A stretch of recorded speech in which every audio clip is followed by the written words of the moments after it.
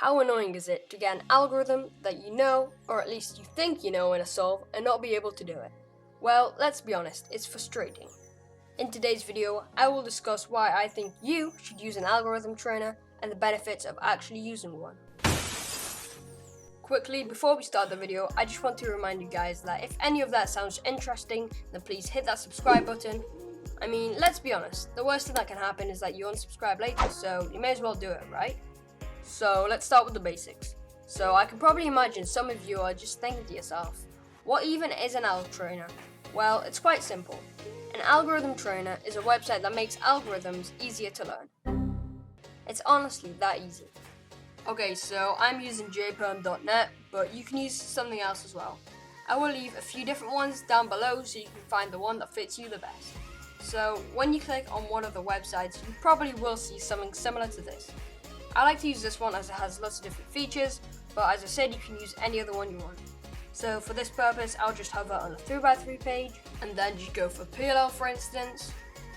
Okay, so now you can see all the different PLL algorithms. There are a few features which you can change. For example, you can click on one of the algs and it will change color. Green means you've already learned the alg, yellow means you're currently in the process of learning, and red means you haven't learned the alg yet. Okay, so you can see at the top of the screen, next to where it says algorithms, there's a button which says trainer. When I click on that, you can see it looks just like a normal timer, but instead of having a random state scramble, the scramble is automatically leads you to an after OLL state, or in better ways, PLL.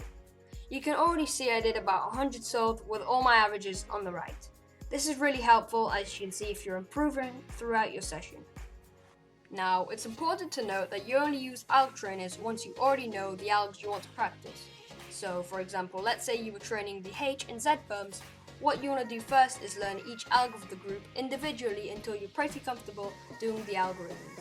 And then you can select the cases on your alg trainer. It's that easy, really. And then you can start practicing on the alg trainer. One thing I would like to point out is that if you're learning new algorithms, especially with a trainer, you can really waste your time if you just do the algorithms over and over again. So you want to take breaks. So when you're learning algorithms, you're really training two things, and that is your ability to do the alg quickly and your ability to quickly remember and recognize what alg you should do when you get a certain case. So for example, if you have 15 minutes to train algorithms, it's probably better to train for 5 or 10 minutes and then go do some other stuff for 5 minutes and then come back and train for another 5 minutes. That way the second time you're also training recall. But if you train for 15 minutes straight or even an hour straight, I think that's less effective. So let's get on to the benefits of using an alg trainer. For example, because there are 57 algorithms for OLL, this means you would only get a certain case about 1 out of 50 times, so this means you wouldn't get to practice it enough, which could then lead to forgetting the alg. This is because our brain hasn't developed what we call muscle memory. In cubing, muscle memory is being able to perform an algorithm off by heart without looking at the cube. This barrier is usually overcome by practicing that specific alg over and over again for a few times, taking a short break and coming back to training again. This is where the alg trainer comes in handy. The alg trainer could choose a specific algorithm to show for you to train, and over time your muscle memory would become a lot better for that case. So at the end of the day, I really recommend everyone to use an algorithm trainer. It helps massively in the time it takes you to do an alg and to recognize an alg, and is really handy when coming to learn new algorithms.